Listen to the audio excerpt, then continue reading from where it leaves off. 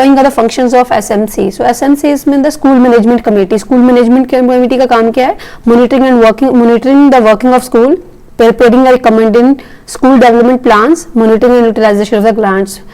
School की working plans को देखना, grant को देखना. These are the works of the school development committee या school management committee.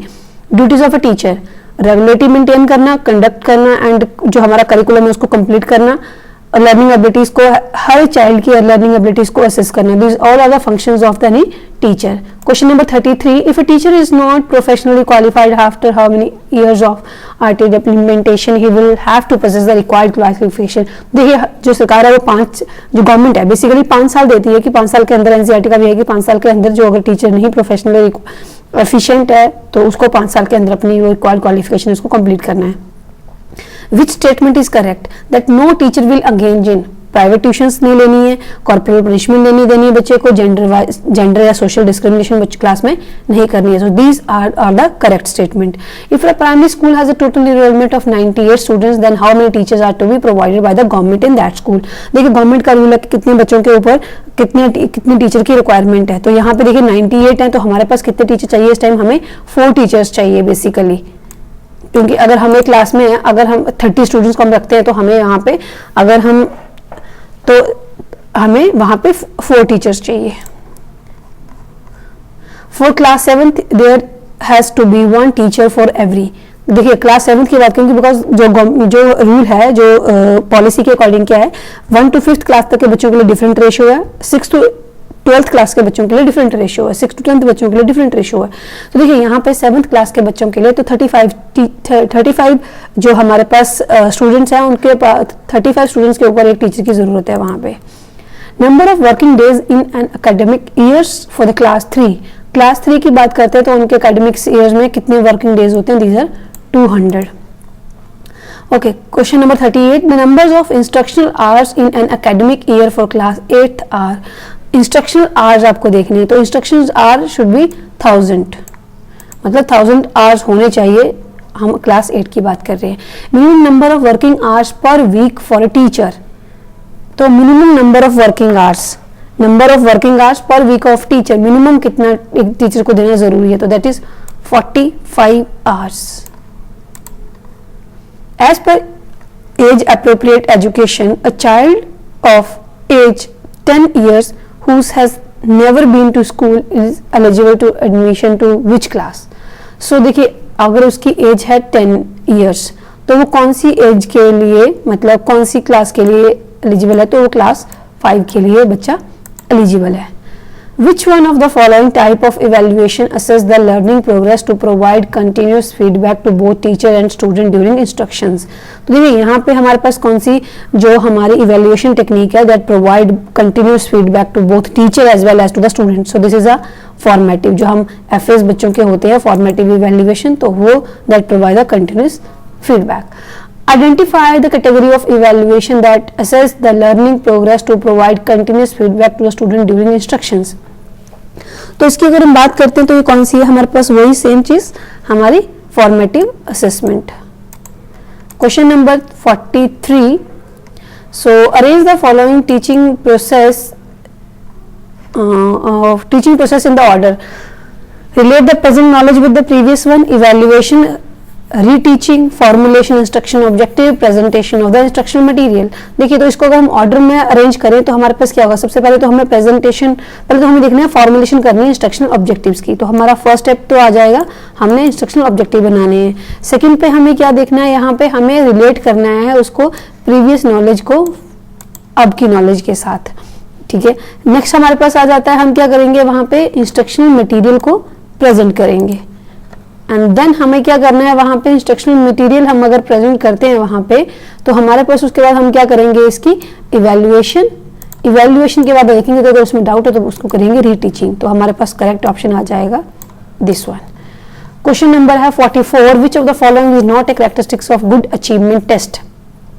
Good achievement test की अगर बात करते हैं तो हम कौन सा क्राइटेरिया लेते हैं जिससे हम बोल सकते हैं कि ये टेस्ट गुड है या गुड नहीं है, नॉट अ कैरेक्टरिस्टिक्स पूछा उन्हें, तो दैट इज एम्बिग्यूटी। अगर किसी भी चीज़ में एम्बिग्यूटी होती है तो वो तो चीज़ कभी भी रिलायबल या हम उसको कभी भी जो है वो प्रूफ नहीं मानते हैं। तो by which one of the following methods the true evaluation of the students is possible, तो true evaluation of the students is possible through which type of test, तो this is from the continuous evaluation. तो देखिए हमारे पास continuous, यहाँ देखिए formative भी दे रखा है, कंटिन्यूस भी रखा है, बट हमें कंटिन्यूस इवैल्यूएशन का पार्ट है फॉर्मेटिव, तो हमें कंटिन्यूस इवैल्यूएशन के थ्रू हम बच्चों को क्या कर सकते हैं, ट्रू इवैल्यूएशन कर सकते हैं। Diagnostic evaluation ascertains to, diagnostic evaluation हम बच्चों की किस लिए करते हैं, तो डायग्नोस्टिक इवैल्यूएशन हम करते हैं कि हमें बच्चे का पता चल सके कि रेमेडी उसको कहाँ जरूरत है, कहाँ पर उसको प्रॉब्लम आ रही है इंस्ट्रक्शंस के टाइम पे, कहाँ हम उसके बच्चे की हेल्प कर सकते हैं। Cause and remedies two of persist learning problem during instructions.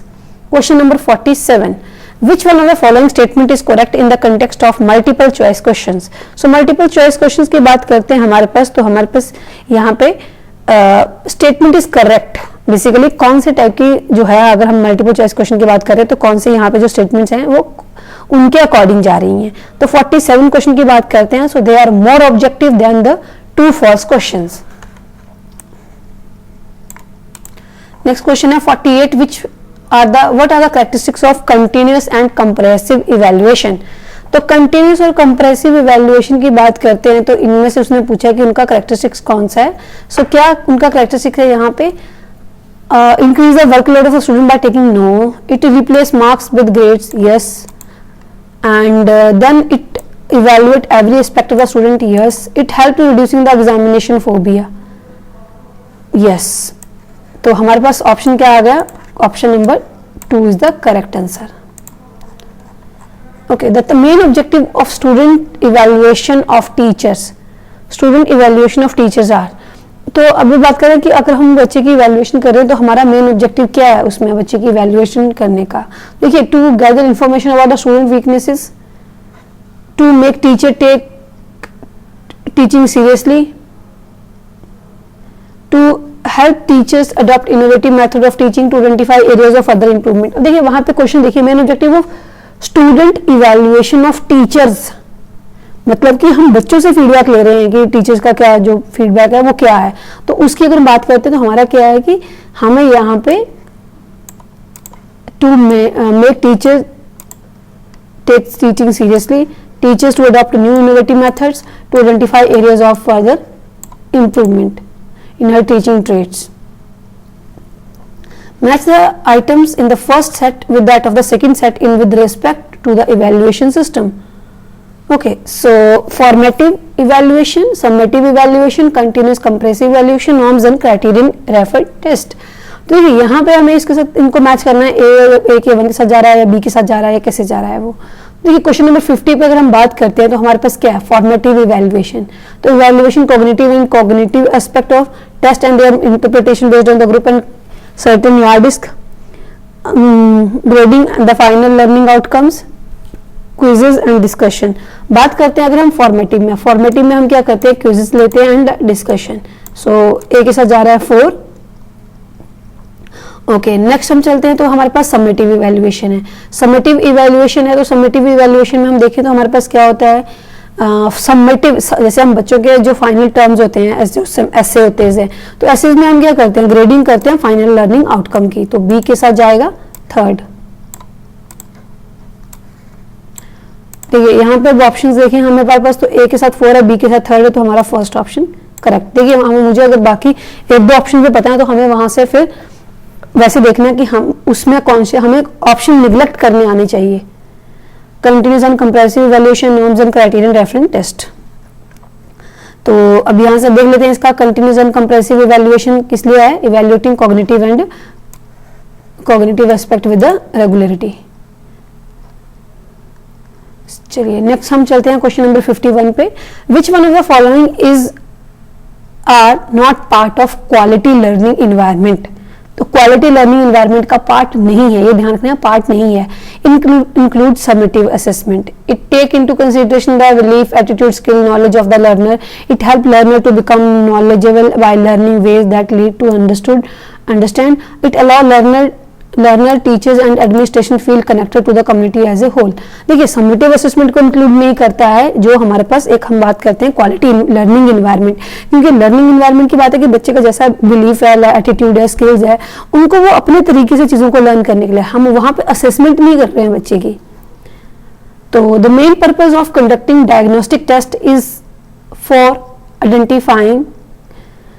तो अगर हम डायग्नोस्टिक टेस्ट ले रहे हैं तो हम किस चीज को आइडेंटिफाई करना चाह रहे हैं वहां पे, the cause underlying the academic difficulties, कि बच्चे में एकेडमिक डिफिकल्टी किस लिए आ रही है, इसलिए हम उसका क्या लेते हैं, डायग्नोस्टिक टेस्ट ले रहे हैं. Which of the following refers to criterion referenced evaluation. Criterion referenced evaluation. So criterion referenced evaluation क्या है, it measures students performance against a fixed set of learning standards.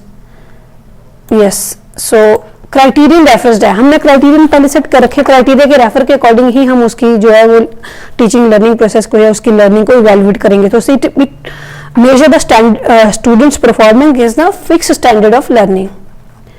The main purpose of conducting evaluation. The main purpose of conducting evaluation to provide a feedback on the extent to which we have been successful in imparting the education for a productive life. देखिए हम किसी बच्चे को हमें label नहीं करना है, हमें बच्चे की रेमेडीज को, ठीक है, हमें बच्चे की रेमेडीज को देखना है, डायग्नोस करना है उनको, बट हमें क्या करना है, बच्चे को फीडबैक प्रोवाइड करवाना है कि हम, और हमें देखना है कि हम कहाँ तक उस बच्चे को वो चीज़ समझाने में सक्सेसफुल हो चुके हैं, नहीं हो चुके हैं, उसको प्रोडक्टिव लाइफ बनाने के लिए हम कितना उसको तैयार कर रहे हैं. Suppose you are the chairperson of the board of the school education. How would you plan to improve the overall quality of education in the schools under your jurisdiction? This type of question in example of, किस तरह का, मतलब अगर आप बच्चे को इस तरह का क्वेश्चन देते हो तो ये किस तरह की आप बच्चे की कौन से थिंकिंग के लेवल को चेक करना चाह रहे हो. So this is the higher order convergent. देखिए यहाँ पे आपको देखना है यहाँ पे डाइवर्जेंट है या कन्वर्जेंट है, ओपन एंडेड है या क्लोज एंडेड क्वेश्चन है. This is high order convergent. Students in a class are asked to assemble various artifacts of their work in a notebook to demonstrate what they can do for the society. What kind of activity is this? कि अगर हम बच्चे को बोल रहे हैं कि तुम एक सोसाइटी के लिए क्या कर सकते हो, उसकी शिल्पकृतियां बना के अपनी, या एक तरह से उसके कुछ भी आर्ट क्राफ्ट बना के, शिल्पकृतियां बना के उनको अपनी नोटबुक में लगाओ. तो इस तरह की हम एक्टिविटी अपने बच्चों से करवा रहे हैं. तो what we are trying to do, we are doing the portfolio assessment. Failure of a child to perform well in the class test lead us to believe that. अगर कोई बच्चा अच्छे से परफॉर्म नहीं कर रहा है अपने क्लास में तो हमें क्या पता चल रहा है वहां से कि there is a need to reflect upon the syllabus pedagogy assessment process. So हमें वहां पे ये देखना है कि अगर कोई भी बच्चे में, तो हमें अपनी जो टीचिंग स्टाइल है या हमें सिलेबस है या हमारी जो असेसमेंट प्रोसेस है, हमें उसके ऊपर उसको रिलोकेट करने की जरूरत है. Question number 58. An upper primary school constructive classroom would enforce the following role of the students in their own assessment. So देखिए यहाँ पे क्या है हमारे पास, student would plan for assessment with the teacher. An upper primary school constructive classroom would force the following roles of the student in their own assessment. The student would plan for assessment with the teacher. As an upper primary school mathematics teacher, you believe that students error provide insight into their thinking. Yes, क्योंकि हम बात करते हैं कि हम जब छोटी classes के बच्चे हैं, ठीक है, बच्चों का सोचने का नजरिया अलग हो सकता है, बट बच्चा गलत नहीं सोचेगा. बट बच्चा किसी भी चीज को सोच रहा है तो वो, अगर बच्चा एरर कर रहा है मतलब उसने किसी और तरीके से सोचा है, हम उसको गलत नहीं बोलेंगे. हम सोचेंगे कि हम अपने बच्चों को बोलेंगे कि आपने किसी और तरीके से सोच लिया, but this is not the right way, we have to go through this way. But हम उसको ये नहीं बोलेंगे कि तुम गलत कर रहे हो. Question number 60. Which one of the following, which one of these statement do you agree with? देखिए तो यहाँ से हमारे पास कौन सी स्टेटमेंट है जिसे हम एक तरह से बच्चे की अगर फेवर की बात करते हैं तो हमारे लिए वो उसके साथ जा रही है. A child fails because the government is not giving enough technological resources in the school. Child's failure is primarily due to a lack of parents' education and economic status. A child's failures can be attributed directly to the genetic material that he/she has acquired from his/her parents. A child failure is a reflection of the system and inability to respond to the child. Yes. देखिए हम किसी भी चीज को यहाँ पे force नहीं कर सकते. अगर बच्चा स्कूल में है तो that is the failure of the inactivity of the system. Okay, teaching performed by a group of teachers is called, what kind of teaching is called? It is called a team teaching. Question number 62. Team teaching was used for the first time in, team teaching the process है that was used for the first time in which country? That was used in the first time in the America. And question number 63, who developed the teaching model in which teacher was replaced by the computer? So this was developed by the Daniel Davis, who developed the teaching model where a teacher was replaced by the computer. The computer-based teaching model has been developed by computer-based teaching model was developed by Stenro and Davis.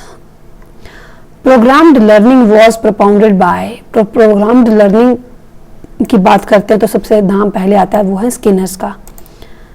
तो ये थे 65 questions तक हमने discuss किया है। Next video I will be discussing more questions by the today night or evening. I'll be posting more videos, so like, comment and subscribe this channel. Thank you very much.